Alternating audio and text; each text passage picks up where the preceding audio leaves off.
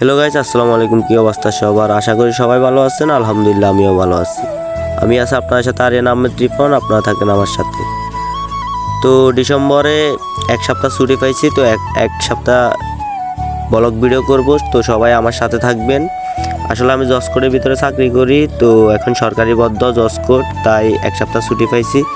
তো দুই বন্ধু মিলে ভাবতেছি কী করা যায়। তো ভাবলাম একটা টিকটকে ভাইরাল ভিডিও দেখছি, ওইটা করবো। তো আজকে আমরা চলে যাবো ওই লাল মসজিদটা দেখতেছেন যে ওই জায়গাতে। তো সবাই ভিডিওর সাথে থাকেন।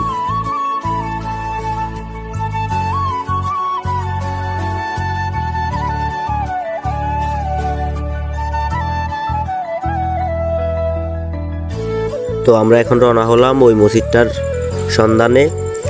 তো 7 সমুদ্র 13 নদী পার দিয়ে আজকে যাবো একটা ভিডিও করার জন্য। সবাই ভিডিওটার সাথে থাকুন। আপনাদেরকে বিনোদন দেওয়ার জন্যই এত কষ্ট।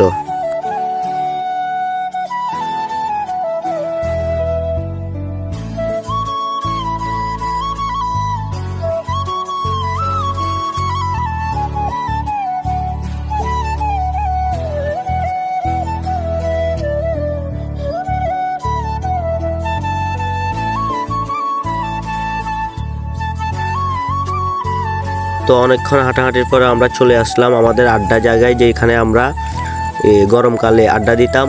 এখন তো শীতকাল, ক্ষেতগুলোতে পানি, তাই এখন কেউ আর আড্ডা দেয় না, আমরা আসি না এখানে। তো একটা সময় এই জায়গাটা খুব আমদামি ছিল। সবাই, আমাদের বন্ধুবান্ধব সবাই এটাকে চিনে হুবের ডগি বলে। তো এখন আমাদের এদিকে এখনও জ্বালা রুকে নাই, জমিতে চাষ করবে, জ্বালা রুকবে। তো ও সবাই ওই প্রস্তুতি নিতেছে।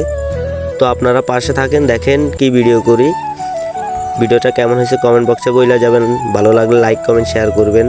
দেখতে থাকেন।